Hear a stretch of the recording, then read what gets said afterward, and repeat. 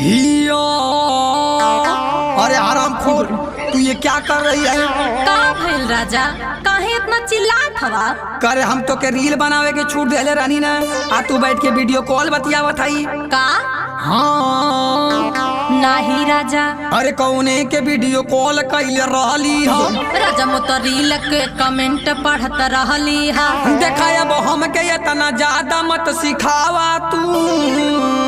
अरे राजा तनी शांति से बतियावा तू। झूठ देहले का नतीजा तो सर पे चढ़ गईली।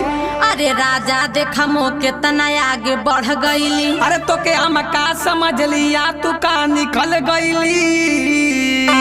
राजा हम तोहरे साथे तनिको ना धोखा कैली। मोरे गईले के बाद ये कुल तू करेली। राजा मोर काम हा जवन मऊहे करेली। अरे